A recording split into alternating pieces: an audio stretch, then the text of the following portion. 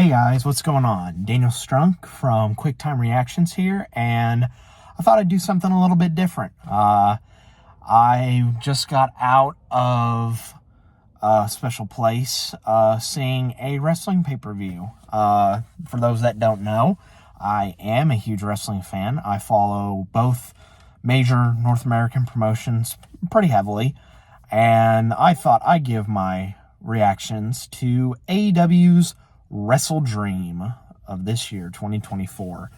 Holy cow. The way that the show ended was absolutely crazy. So obviously, the main event was Moxley-Danielson.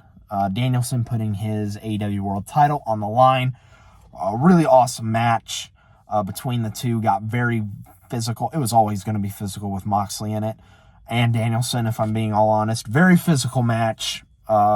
Danielson taking a Death Rider onto the concrete floor. Danielson kicking out of a Death Rider at 1. But in the end, Moxley was able to take out Danielson with a rear naked choke. And Moxley is, I think, now a 4-time AEW World Champion. I think he's a 4-time world champ. But that's not how the show ended. The rest of the BBC, Blackpool Combat Club, or BCC, I should say, Blackpool Combat Club, come in. Looks like they're going to strangle Danielson with another plastic bag. Yuta and Darby Allin come out, but I say rather remorsefully, Yuta hits a running knee on Darby.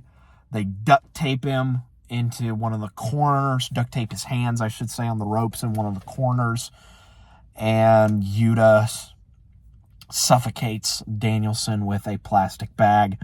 They Pillmanize Danielson's neck, which Moxley targeted throughout the match, and security, all the baby faces on the AEW side are running out, trying to save Danielson as best they can, and Danielson does a stretcher job at the end to close out the show.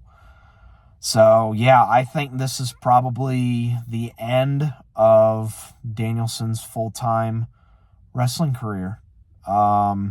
It's crazy to me that, me getting into wrestling 10 years ago, when he was dealing with his neck problems in WWE, see him kind of go away, come back, then have to retire because of concussions, and then seeing him come back at Mania 34, and then him basically going through a good portion of the pandemic, and then to see him debut for AEW.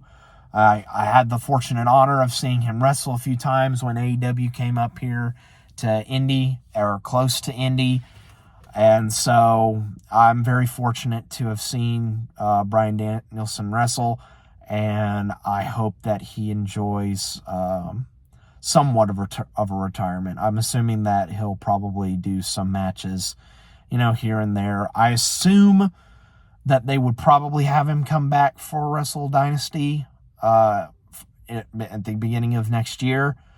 At least I hope anyway. But yeah, those are my thoughts on the main event. Some other highlights from the show. Briscoe retained his ROH title against Jericho with the Froggy Bow and the J Driller. Mariah May retained her women's title against Willow Nightingale. Tag champs, Young Bucks, retained against Private Party. Let me see here. What else am I forgetting? We have a new international champion. Konosuke Takeshita beat Ospreay and Ricochet, as Kyle Fletcher, turned his back on Ospreay and sided with the Don Callis family. Let me see here. The TNT title match between Perry and Shibata. Again, very physical. Perry ends up winning when Shibata has him in a rear naked choke. Perry is able to pin Shibata's shoulders down. But after the match, Garcia makes his return. Daniel Garcia, I should say, makes his return. And is seeming like he is going to be challenging Jack Perry for the TNT title.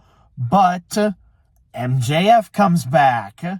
MJF was written off by Garcia at All In London. He went to go film some stuff for Happy Gilmore 2.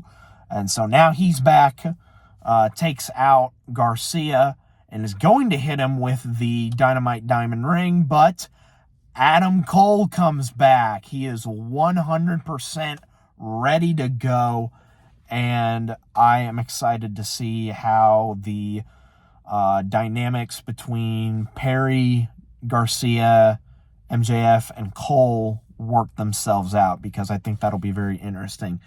And also, we had Swerve return in Washington, and MVP and Shelton Benjamin come out. They have a little chit-chat, and Swerve ends up chasing out MVP and Shelton Benjamin. I knew that a lot of people were thinking that Bobby Lashley might debut tonight, but I think they were wise in not having Lashley debut tonight, because I think with, Garcia coming back, and then MJF coming back, and then Adam Cole coming back, I think they're saving Lashley's return, or at least debut in AEW, for TV. And I think that's probably the smart thing, because a lot of stuff happened tonight. So yeah, overall, WrestleDream 2024 was a really good show. I enjoyed it. I think the next show that I'll probably end up reviewing will probably be Crown Jewel for WWE at the beginning of November. So I'll catch you guys soon.